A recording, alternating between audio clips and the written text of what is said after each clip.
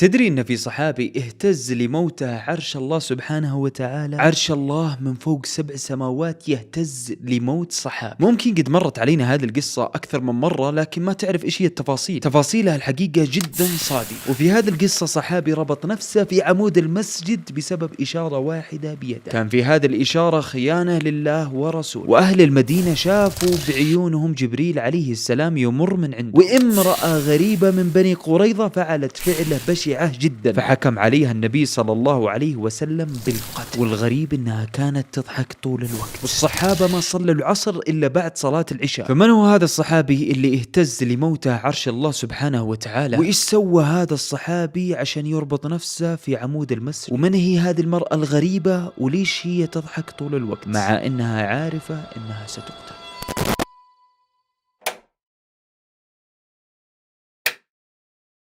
السلام عليكم ورحمة الله وبركاته، حياكم الله وبياكم، وجعل الجنة مأوانا ومأواكم ومثوانا ومثواكم يا رب العالمين. قبل ما نبدأ قصة اليوم حاب أبارك لي ولكم بقدوم شهر رمضان. الله يجعل شهر مبارك علينا وعليكم، ويتقبل منا ومنكم الصيام والقيام وصالح الأعمال. طبعا الجدول في رمضان راح يكون نفس الجدول العادي، مقطع كل جمعة، بس الحلقات بإذن الله راح تكون بعد صلاة التراويح، يعني متأخر شوية في الليل بحكم ان رمضان اغلبنا يسهر. جهز لك شيء تاكله، ولا تنسى تضيفني في كل السوشيال ميديا. كل اللي عليك انك تكتب انس اكشن، وباذن الله العلي العظيم راح اطلع لك. من دون ما نطول، بسم الله نبدا القصة. قبل ما نبدأ قصة اليوم خلونا نرجع ورا قبل ما يدخل الإسلام المدينة المنورة، أيام كان اسمها يثرب، وراح نمشي خطوة خطوة عشان نعرف من هم بني قريظة. بني قريظة هي قبيلة كانت من قبائل أهل الكتاب اللي موجودة في يثرب اللي هي المدينة. وكان في هذه القبيلة رجل اسمه ابن حواس، وكان هذا الرجل عنده علم كثير جدا، يعني يعتبر من علماء بني قريظة. وكان ابن حواس دائما يوصي بني قريظة على انهم يؤمنون بنبي سيبعثه الله في العرب. وكان يقول لهم دائما: تركت الخمر والخمير والتأمير وجئت الى السقاء والتمر والشاي. اذا ما فهمت كلام هذا تراني حتى انا ما فهمت كلامه. وبنو قريظة نفسي ونفسك ما كانوا يعرفون ايش اللي قاعد يقول، فردوا عليه: وما ذلك؟ قال: يخرج من هذه القرية نبي، فإن خرج وأنا حي اتبعته ونصرته، وإن خرج بعدي فإياكم أن تخدعوا عنه، فاتبعوه وكونوا أنصاره وأولياء. فانقسموا بنو قريظة إلى قسمين: قسم كذبوه وهم الأغلبية، والقسم الثاني صدقوا فيه. بنو قريظة كانوا من نسل هارون عليه السلام، يعني ما كانوا من العرب. وكانت هذه القبيلة بالذات مشهورة بالغدر، فقبل هجرة النبي صلى الله عليه وسلم ب5 سنين، والمدينة كان فيها قبيلتين كبيرتين، الأوس والخزرج. واللي ما تعرفه عن هذه القبيلتين إن كان بينهم عداوة كبيرة، كانت عداوتهم جدا شديدة، فحصلت بينهم ملحمة تسمى بمعركة بعاد، واللي قتل فيها الكثير من الأوس والخزرج. والسبب الرئيسي في هذه المعركة هو غدر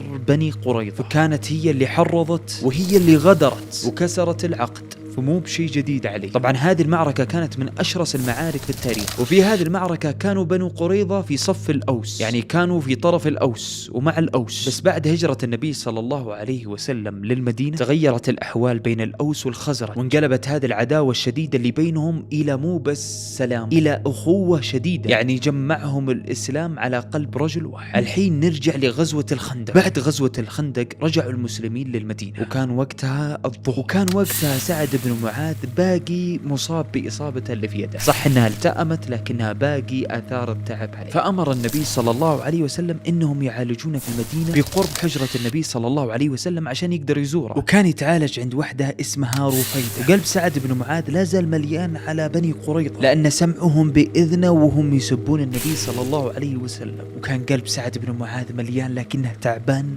من جرحه اللي في يده. المهم انه دخل النبي صلى الله عليه وسلم حجرته ووضع سلاحه واغتسل وتطيب وتبخر، بس فجأة دخل عليه جبريل عليه السلام وقال له: أو قد وضعت السلاح يا رسول الله؟ فقال النبي صلى الله عليه وسلم: نعم. فقال جبريل عليه السلام: فما وضعت الملائكة السلاح بعد، وما رجعت الآن إلا من طلب القوم، إن الله عز وجل يأمرك يا محمد بالمسير إلى بني قريظة، فإني عامد إليهم فمزلزل به. فنادى النبي صلى الله عليه وسلم علي وأعطاه الراية اللي هي نفسها كانت راية غزوة الخندق. ما فكوها باقي. وأمر النبي صلى الله عليه وسلم بلال إنه ينادي في القوم ويقول لهم من كان يؤمن بالله واليوم الآخر فلا يصلين العصر إلا في بني قريظة. وأخذ النبي صلى الله عليه وسلم السيف ولبس الدروع وركب على الخيل، وتجهز معه 36 فارس من فرسان الصحابة، وكان منهم أبو بكر وعمر وعثمان وعلي. فمشوا الصحابة مع النبي صلى الله عليه وسلم، والغريب إنهم مروا على نفر من بني النجار عند منطقة تسمى الصورين. كانوا متلبسين بالأسلحة وصفين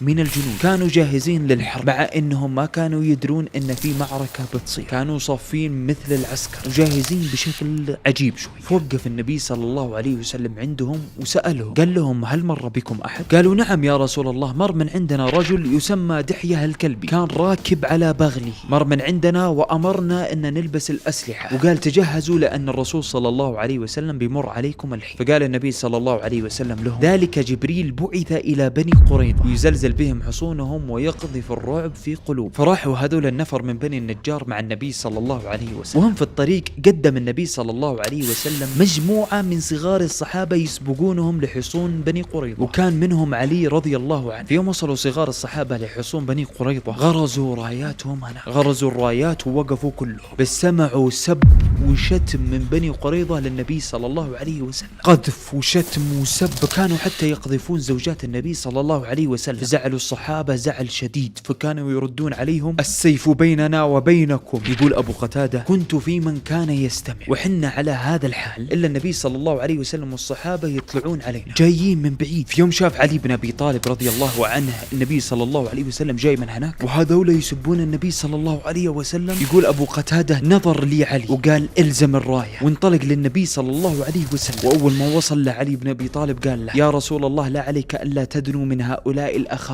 يعني يا رسول الله لا تقرب منهم، هذولا خباث. فقال النبي لما؟ أظنك سمعت منهم لي أذى، يعني كنك يا علي سمعت كلام فيه أذى لي. قال النبي صلى الله عليه وسلم لو رأوني لم يقولوا من ذلك شيئا. فتجمع الصحابة رضي الله عنهم على النبي صلى الله عليه وسلم وحوطوا حوله زي الدرع صار، وكان هذا كله من الصحابة نفسه خايفين على النبي صلى الله عليه وسلم أحد يحدث عليه حجر أو شيء زي كذا. يوم قرب النبي صلى الله عليه وسلم لحصونه قال يا إخوان القردة والخنازير وعبدة الطاغوت أتشتمونني؟ قاموا يحلفون ويقسمون إنهم ما سبوا سبة واحدة فقط، ولا شتموا ولا سبوا ولا قذفوا النبي صلى الله عليه وسلم ولا مرة واحدة. وقالوا يا أبا القاسم ما كنت جهولا، تعرفنا يا محمد إن ما احنا حقين الكلام هذا، حقين السب والقذف. شوف الرد المؤدب وكيف تأدبوا يوم سمعوا صوت النبي صلى الله عليه وسلم فقط. فقام واحد من الأوس اسمه أسيد بن الحضير، قد سوينا عنه مقطع قبل كده، كان سيد من سادة الأوس، قال يا بني قريظة لا نبرح حصونكم حتى تموتوا جوع، إنما أنتم بمنزلة ثعلب في جحر. وزي ما قلنا قبل بني قريظة كانوا حلفاء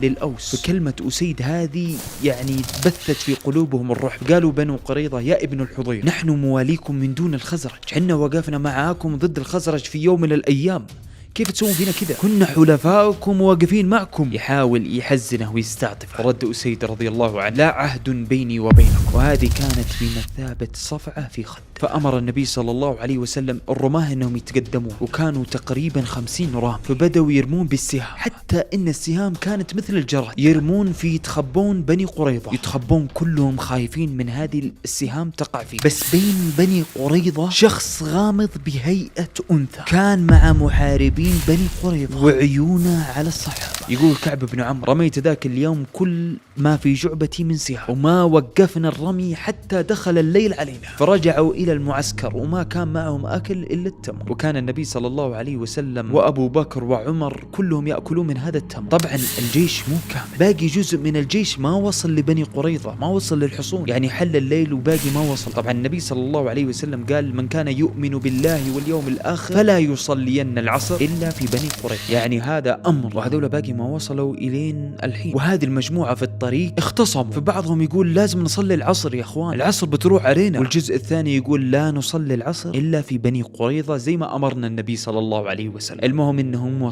وصلوا كلهم، اللي صلى واللي ما صلى. أول ما وصلوا لقيوا النبي صلى الله عليه وسلم والصحابة يصلون صلاة العشاء، فصلوا مع النبي صلى الله عليه وسلم وباقي الصحابة صلاة العشاء، وبعدها صلوا صلاة العصر، واجتمعوا عند النبي صلى الله الله عليه وسلم، النبي صلى الله عليه وسلم ما عاتب اللي أخروا صلاة العصر واللي صلوها في وقتها، ما عاتب أي أحد منهم. بس العجيب هنا دقتهم في اتباع أوامر النبي صلى الله عليه وسلم من دون أي تذمر. عدى الوقت إلين دخلوا في الثلث الأخير من الليل. أمر النبي صلى الله عليه وسلم الصحابة إنهم يقوموا، وقدموا الرماة وحوطوا حول الحصون، وما استعملوا فقط السهام، استعملوا حتى الحجار، فجلسوا يرمونهم ويتبادلون الرمي. وكان من الصحابة اللي يرمون صحابي اسمه خلاد ابن سويد، كان من هذول الرماة. فقرب خلاد بن سويد من الحصون، بدأ يقرب أكثر وأكثر إلين صار ما بينه وبين الحصون إلا شيء بسيط، يعني صار قريب جدا جدا. بس فجأة إلا بشيء يرمى على خلاد بن سويد من فوق الحصون. أول ما طاح على راس خلاد بن سويد هشم جمجمته، فطاح خلاد بن سويد جثة هامدة. فكان هذا الشيء اللي رمي على خلاد بن سويد حجر الرحى اللي يطحنون به الحب، فهشمه وطاح شهيد في سبيل الله. فاستمروا في الرمي إلين نزل لهم رجل من بني قريظة يقول لهم اصبروا وهدوا،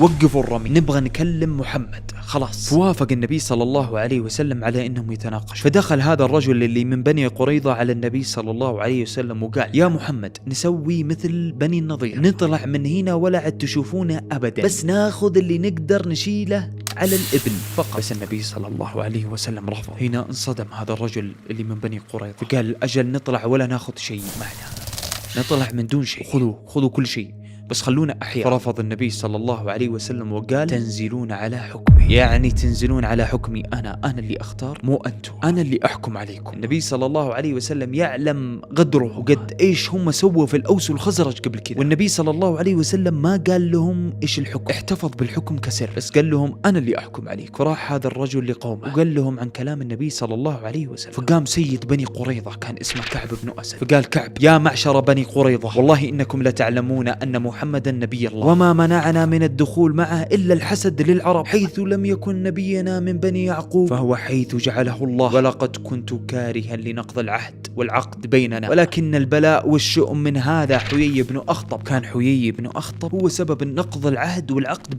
بين المسلمين وبني قريظة، وقد وعده إنه يدخل معاه الحصون، وفعليا كان جنبه كان موجود. فيقول ولكن البلاء والشؤم هذا اللي جالس، يعني حيي بن أخطب كان شؤم علينا وعلى قومه، مع أن قومه كانوا أشوى منا، والله لا يستبقي محمد رجلا واحدا إلا من اتبعه، يعني اللي يدخلون للإسلام فقط هم اللي سيؤمنون بس. وقال لهم يا بني قريظة تتذكرون ابن حواس؟ ايوه ابن حواس هذاك اللي كان عنده العلم، عالم من علماء بني قريظة، كان يوصينا بهذا النبي اللي بيضا، خلونا نؤمن بهذا النبي وننزل عليه، نؤمن على أموالنا وحلالنا وديارنا بدخولنا في الإسلام. قالوا بنو قريظة يا كعب لا والله ما نفارق ديننا وإنا على عهد التوراة. قال كعب أجل نقتل أولادنا وأطفالنا ونساءنا كلهم وننزل نقاتل، خلاص يصير ما في شيء نخسره، إذا متنا وإذا انتصرنا. فقام حيي بن أخطب وقال يا كعب طيب إذا انتصرنا كيف نعيش؟ لا أولاد ولا أموال ولا نساء، وكيف نقتل الضعوف هذول؟ قال كعب والله ما فيكم واحد سديد، كل ما أعطيتكم رأيي رديتوه. هذا آخر شو اليوم يوم السبت، والمسلمين يفكرون ما بنحارب في يوم السبت، إيش رأيكم ننزل عليهم؟ ايوه ننزل عليهم يوم السبت دامهم مستأمنين، ما بيسوون لنا شيء دامهم مستأمنين، ونبدأ نحارب فيهم ونقتل فيهم. قالوا يا كعب تبغى الله يمسخنا قردة وخنازير مثل أصحاب السبت؟ لا لا لا لا يا كعب لا نفسد علينا سبتنا، سوي اللي تبغاه لكن ما نفسد علينا سبتنا. قاموا 3 من بني قريظة فتسللوا من الحصون ونزلوا للنبي صلى الله عليه وسلم وقالوا نشهد بأنك رسول الله ونحن مسلمون، ودخلوا في الإسلام. فأمن النبي صلى الله عليه وسلم أموالهم ونساؤهم وديارهم بعد دخولهم في الإسلام. وهنا بني قريظة بدوا يتكسرون ويتحطمون، يوم شافوا بنو قريظة الوضع خارج عن سيطرته قالوا ما في إلا حل واحد، هي الورقة الرابحة الأخيرة، نطلب من محمد رجل من الأوس ونأمر أطفالنا أنهم يروحون عنده ويبكون عنده عشان نكسبهم بالعاطفة، لعل الأوس يجون في صفنا وننقلب على محمد. ففعليا طلبوا هذا الرجل وراح لهم رجل يسمى بأبو لبابة. فأول ما دخل أبو لبابة جوه الأطفال وهم يبكون بشدة يشاهقون من البكاء، وفعليا نجحت الخطة وبدأ يتعاطف معاهم. في يوم شافوا الخطة زبطت قالوا هل ترانا ننزل على حكم محمد يا أبو لبابة؟ قال لهم أبو لبابة نحو أشر بيده بهذه الحركة. يقول أبو لبابة أول ما سويت هذه الحركة تجمدت في مكان وعرفت أن اللي سويتها مصيبة كبيرة، عرفت في لحظتها أني خنت الله ورسوله بهذه الحركة، لأن النبي صلى الله عليه وسلم احتفظ بحكمه كسر. إيش المصيبة اللي وقع فيها أبو لبابة؟ يقول فما قدرت أني أرجع للنبي صلى الله عليه وسلم ولا قدرت أني حتى أبقى في بني قريظة. خرجت مسرع إلين وصلت للمسجد وأربط نفسي في عمود من أعمدة المسجد، وحلفت بالله إني ما أفك نفسي من هذا العمود حتى يتوب الله علي، وإن رجلي لا تطأ بعد الآن بني قريظة، لا تطأ مكان خنت فيه الله سبحانه وتعالى ورسوله. وجلس مربوط هناك. طبعا النبي صلى الله عليه وسلم وبقية الصحابة ينتظرون أبو لبابة يرجع، فأنزل الله سبحانه وتعالى في أبو لبابة هذه الآيات. قال الله سبحانه وتعالى: يا أيها الذين آمنوا لا تخونوا الله والرسول وتخونوا أماناتكم وأنتم تعلمون. وصل للنبي صلى الله عليه وسلم خبر أبو لبابة وكيف أنه هرب وربط نفسه في عمود في المسجد، وحلف بالله إنه ما يفك نفسه إلين الله سبحانه وتعالى يتوب عليه. فقال النبي صلى الله عليه وسلم: أما إنه لو جاءني لاستغفرت له، فأما إذ قد فعل ما فعل فما أنا بالذي أطلقه من مكانه حتى يتوب الله عليه. يعني النبي صلى الله عليه وسلم ما راح يفك من مكانه حتى يتوب الله سبحانه وتعالى عليه. المهم إن بني قريظة يوم شافوا أبو لبابة هرب زي كذا وخطتهم فشلت، نزلوا على حكم النبي صلى الله عليه وسلم. فقاموا الأوس وقالوا للنبي صلى الله عليه وسلم: يا رسول الله، بني قريظة حالفونا في يوم من الأيام وساعدونا ضد الخزرج وكان لهم مواقف معنا. يوم قالوا كذا قال لهم النبي صلى الله عليه وسلم: ألا ترضون يا معشر الأوس أن يحكم فيهم رجل منكم؟ قالوا: بلى يا رسول الله. قال النبي صلى الله عليه وسلم: فذلك لسعد بن معاذ. سعد بن معاذ اللي في المدينة، اللي مجروح، اللي دعا الله سبحانه وتعالى إنه يشفي صدره من بني قريظة. قالوا خلاص تمام. فراحوا الأوس إلى سعد بن معاذ وهو مطروح في بيت رفيدة، وقالوا النبي صلى الله عليه وسلم يحكمك في قريظة، وشلوه على حمار وجابوه إلين بني قريظة. وهم في الطريق كانوا يقولون: يا سعد، أحسن في مواليك، أحسن في حلفائنا، فإن رسول الله صلى الله عليه وسلم إنما ولاك ذلك لتحسن فيه. فرد عليهم سعد وهو تعبان من مرضه: لقد آن لسعد ألا تأخذه في الله لومة لائم. في يوم سمعوا الأوس كلامه كذا قالوا: أجل بيحكم عليهم حكم شديد. المهم إنهم مشوا للنبي صلى الله عليه وسلم. في يوم وصلوا للنبي قال النبي: قوموا لسيدكم. فقاموا وقالوا لسعد: يا سعد، احكم في مواليك، فالحكم عندك أنت. قال لهم سعد: عليكم بذلك عهد الله وميثاقه أن الحكم فيهم لما حكمت، يعني حكمي فعليا بتطبقونه؟ قالوا: نعم، يمشي على الجميع. وأشروا على الجميع إلا النبي صلى الله عليه وسلم احتراما له. قال النبي صلى الله عليه وسلم: نعم، يعني الحكم لك يا سعد. قال سعد بن معاذ رضي الله عنه: فإني أحكم فيهم أن تقتل المقاتلة وأن تسبى الذرية والنساء وتقسم أموالهم. فكبر النبي صلى الله عليه وسلم والصحابة، وقال النبي: لقد حكمت فيهم بحكم الله من فوق 7 أرقية، يعني من فوق 7 سماوات. فحفر النبي صلى الله عليه وسلم خندق، وكانوا بنو قريظة مكبلين مكتفين مربوطين، كانوا مربوطين بهذا الشكل ويساقون لهذه الحفرة، يساقون مجموعات فتضرب أعناقهم عند هذه الحفرة. تقول عائشة رضي الله عنها: كانت معي امرأة من بني قريظة كانت تضحك وتسولف وأمورها عادية جدا، تضحك بطنا وظهرا وتسولف ولا كأن رجال بني قريظة يقتلون في هذه اللحظة، وهي على هذه الحال إلا والصحابة ينادون اسمها، كان اسمها بنانة. تقول فأجابت، فسألتها: لما؟ إيش سويتي عشان ينادون اسمك؟ فقالت: ينادوني للقتل لحدث أحدثته. تتذكرون خلاد بن سويد؟ بنانة هذه هي اللي رمت صخرة الرحى على خلاد بن سويد، يعني هي اللي قتلته، فكانت هي الامرأة الوحيدة اللي قتلت في ذاك الحدث. المهم ان سعد بن معاذ خلاص قرت عينه من بني قريظة، والحين جالسين ياخذونه عشان يرجعونه لخيمة كعيبة بنت سعد، وكان جرحه في ذاك الوقت لا زال ملتئم من دعوته لله سبحانه وتعالى. وهو في خيمتها رفع يديه لله وقال: اللهم رب السماوات السبع والأراضين السبع،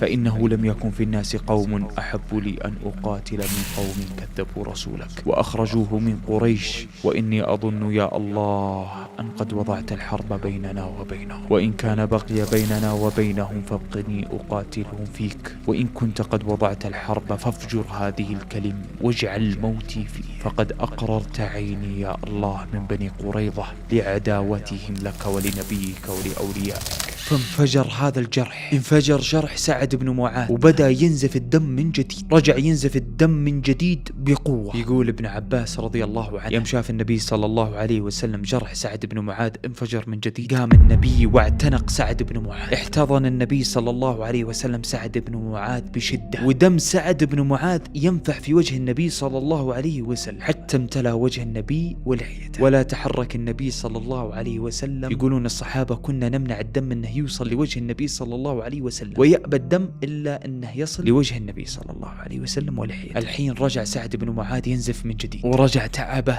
أشد وأشد، وبدت حالته تسوء. وراحوا بعض الصحابة لأهالي وأبناء اللي يستشهدوا في غزوة بني قريظة، وكان منهم أم خلاد بن سويد، فراحوا لها وقالوا لها بأن ولدها استشهد، فانتقبت لبست النقاب، فجاءت وهي منتقبة. طبعا خلاد بن سويد كان مهشم لأن الحجر كبير مو بسهل، فكان منظره شوية يوجع في القلب. لكن أم خلاد أول ما شافت ولدها كان عندها صبر شديد جدا، فقالت حسبي الله ونعم الوكيل ولا حول ولا قوة إلا بالله. وكان همها من نقابها، فقيل لها قتل خلاد ولدك وأنت خايفة على نقابك؟ فقالت إن كنت رزئت خلادا فلا أرزئ حيائي، يعني إن كان فقدت خلاد فما بفقد حيائي، ما بترك نقابي. صح إن خلاد مات لكن حيائي ما يموت. فأخبر النبي صلى الله عليه وسلم باللي حصل، فقال إن له أجر شهيدين. طبعا أبو لبابة لازال مربوط في العمود في المسجد، وكانت الأيام تمر وهو لازال مربوط في المسجد، ووصلت حالته جدا صعبة، وكان مستعد أنه يموت في هذا العمود، مربوط في هذا العمود. أهم شيء أن الله سبحانه وتعالى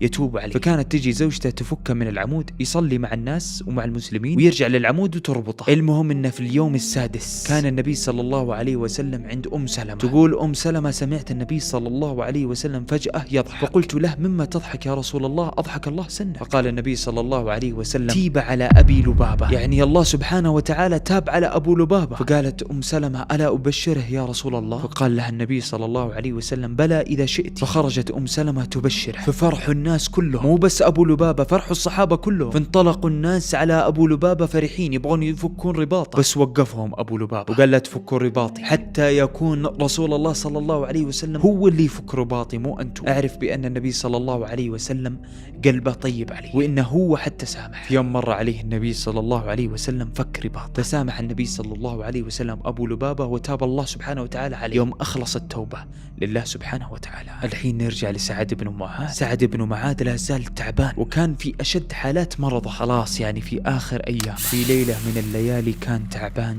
جدا، فدخل النبي صلى الله عليه وسلم على سعد بن معاذ وكان مطروح، وكان جسيم كبير الجسم وشديد البياض. شافه النبي صلى الله عليه وسلم وجلس عند رأسه، وشاف النبي صلى الله عليه وسلم قد ايش هو تعبان وكيف انه مغشي عليه من التعب. فمن رحمة النبي صلى الله عليه وسلم عليه أخذ رأسه في حجره وحط يده على رأسه، وقال النبي صلى الله عليه وسلم ويده على رأس سعد بن معاذ اللهم إن سعدا قد جاهد في سبيلك وصدق رسولك وقضى الذي عليه، فاقبض روحه بخير ما تقبض فيه أرواح الخلق. فسمع سعد بن معاذ النبي صلى الله عليه وسلم وصوته، ففتح سعد بن معاذ عيونه فشاف النبي صلى الله عليه وسلم، فقال السلام عليك يا رسول الله، أشهد أنك قد بلغت رسالته. ورجع سعد بن معاذ وغمض عيونه، فرجع النبي صلى الله عليه وسلم رأس سعد بن معاذ وقام وخرج من عنده، ورجع النبي صلى الله عليه وسلم لحجرته. وبعد ساعة من الزمان والنبي صلى الله عليه وسلم جالس في بيته إلا ونزل جبريل عليه السلام من السماء، وكان عليه عمامة من استبرق. فقال جبريل عليه السلام يا محمد من هذا الرجل الصالح الذي مات فيكم؟ في رجل صالح مات فيكم يا محمد. فتحت له أبواب السماء واهتز له عرش الرحمة. فقال النبي صلى الله عليه وسلم لجبريل عادي بسعد بن معاذ وهو يموت. فخرج النبي صلى الله عليه وسلم مسرع وكان متوجه لسعد بن معاذ، خرج بسرعة فلقي سعد بن معاذ خرجت روحه لله سبحانه وتعالى، ومات سعد بن معاذ الصحابي اللي صدق مع الله. في يوم صعدت روحه لله اهتز عرش الرحمن فرحة لقدوم روحه.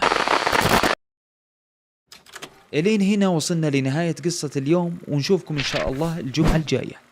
سبحانك اللهم وبحمدك، أشهد أن لا إله إلا أنت، أستغفرك وأتوب إليك.